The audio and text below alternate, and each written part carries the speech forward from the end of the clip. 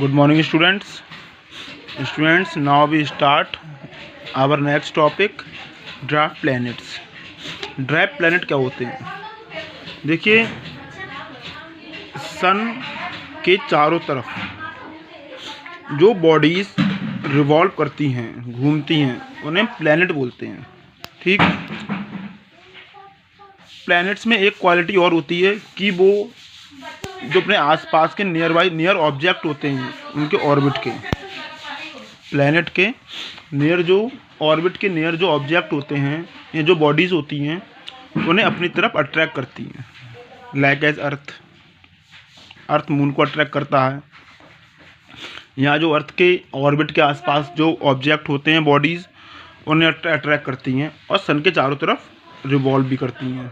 ठीक, लेकिन draft planet जो होते हैं, ऐसी small round bodies that revolve around the sun, revolve तो करती हैं, लेकिन at the time of its formation, जब ये बने थे तब ये अपने ऑर्बिट के नियर ऑब्जेक्ट से जो उन्हें अट्रैक्ट नहीं करते, अट्रैक्शन फोर्स नहीं होता। ठीक, तो ये हमारी ऐसे प्लैनेट में ऐसी बॉडीज़ जो सन के चारों तरफ रिवॉल्व तो करती हैं, लेकिन अपनी ऑर्बिट में, अपनी ऑर्बिट के आसपास नियर बॉडीज़ को अट्रैक्ट नहीं करती हैं, ये हमारे ड्राफ्ट प्लैनेट कहलाते हैं।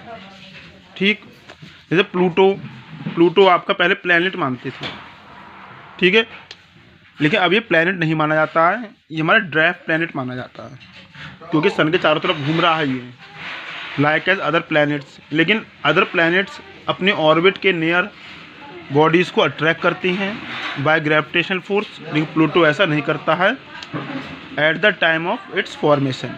ऐसी आपके और भी प्लैनेट्स, ड्राफ्ट प्लैनेट्स हैं, सेरेस, एरिस, ये ऐसे प्लैनेट हैं, इन्हें हम ड्राफ्ट प्लैनेट बोलते हैं। ठीक, अब अगला टॉपिक आपका आता है एस्टेरॉइड्स। एस्टेरॉइड्स क्या होते हैं? Asteroids in the belt between the orbit of Mars and Jupiter.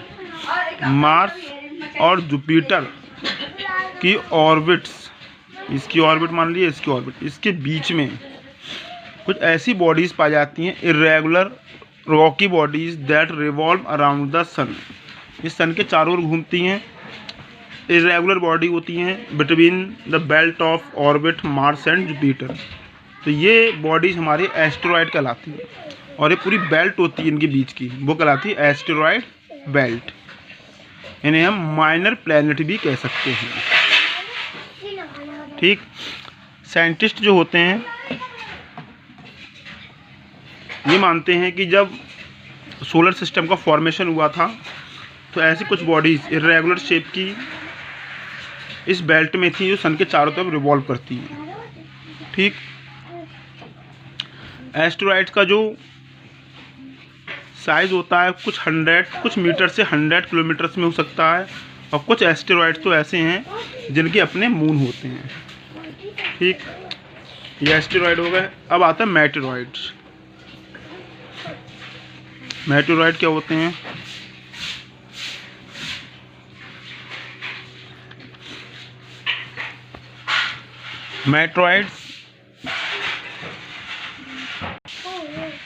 Meteoroids कुछ ऐसी बॉडीज़ होती हैं, एस्टेरॉइड्स के अलावा मेटेरॉइड्स कुछ ऐसी बॉडीज़ होती हैं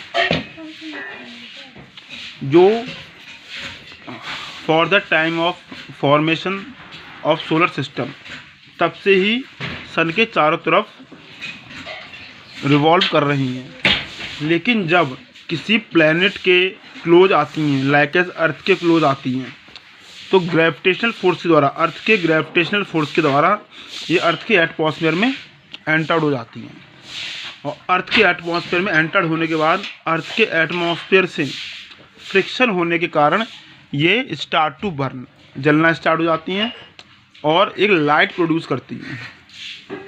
आपने देखा होगा कई बार आसमान में ये तारे टूटने की घटना हम बोलते हैं, रियल में क्या होता है, जो मेटेरॉइड होते हैं जब ये अर्थ के एटमॉस्फेयर में एंटर्ड होते हैं तो अर्थ ईयर की फ्रिक्शन के कारण, एटमॉस्फेयर में फ्रिक्शन के कारण ये बर्न होना स्टार्ट हो जाते हैं और हमें एक स्पार्किंग लाइट की दिखाई देती है, जिसे हम बोलते हैं मेट्योर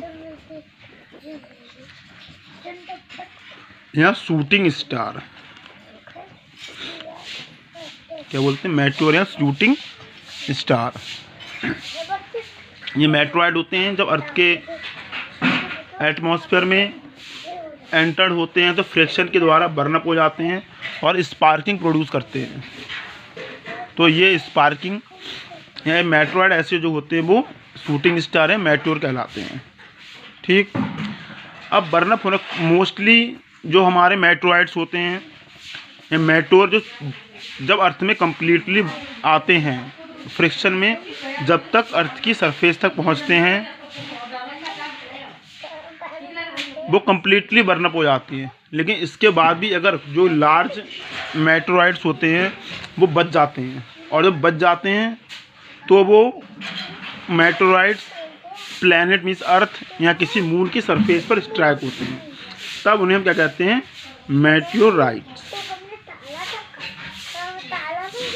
क्या बोलते हैं? Meteorites means meteoroid that fall on a planet और a moon are called meteorites. ठीक, और जब अगर बहुत ही बड़ा मेट्रॉइड्स होता है और अर्थ की सरफेस से वो स्ट्राइक होता है तो उससे लार्ज क्रेटर्स उत्पन्न हो जाते हैं, गड्ढे उत्पन्न हो जाते हैं। जैसे मून पर एटमॉस्फेयर नहीं है तो वहाँ ये मेट्रॉइड्स जो हैं बर्न अप नहीं होते हैं और डायरेक्ट मून की सरफेस पे गिरते हैं।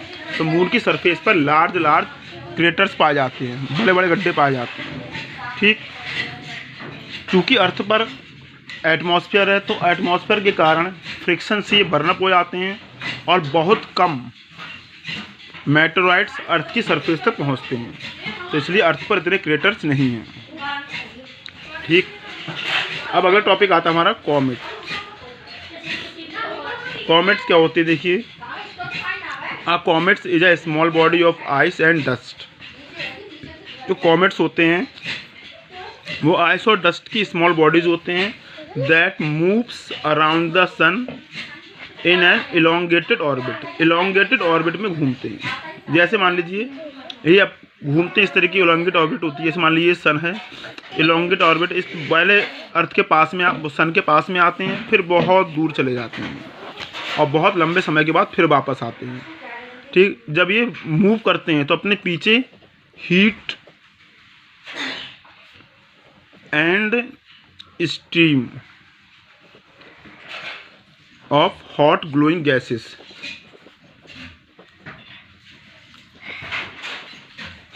हीट अप होते हैं मूव होने पर और अपने पीछे हॉट ग्लोइंग गैसेस का एक स्टीम छोड़ते हुए जाते हैं। इस तरीके से ये शेप हमारे इस तरीके से लगते हैं, जैसे आप ये दिख रहे हैं बुक में, फिगर में, इस तरीके ये गैस का स्टीम छोड़ते हुए जाते हैं। ठीक, इसे हम जो बोलते हैं टेल बोलते हैं। ऐसे मान लो इस तरीके बने होते हैं, टेल बोला जाता है कॉमेट्स की। एग्जाम्पल देखिए, इससे पहले एक कॉमेट्स देखा गया अर्थ के पास में, हैली कॉमेट्स। हैली कॉमेट्स जो 76 ईयर से लेता है गो अराउंड द सन, सन के चारों तरफ राउंड लगाने में।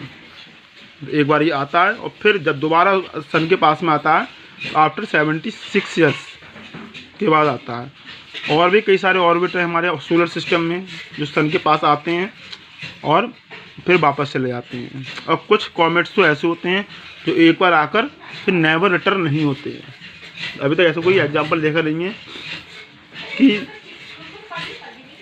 रिपीट होते हैं, आते हैं, बहुत साल लग जाते हैं, उसके बाद ये रिपीटेड होते हैं, तो ये कॉमेट्स कहलाते हैं। स्टूडेंट्स, तो ये आपका चैप्टर के जो पॉइंट्स थे वो कंप्लीट हो गए। भाई यूनिवर्स में बहुत सारी रहस्य हैं, बहुत सारी ऐसी इंसिडेंट्स हैं जो हमें सरप्राइज करती हैं। एक लार्ज स्टडी है इसकी, यूनिवर्स की। इस चैप्टर में आपने यूनिवर्स के रिगार्डिंग जो बेसिक पॉइंट या एक बेसिक इंट्रोडक्शन कह सकते हैं, ये हमने पढ़ा है।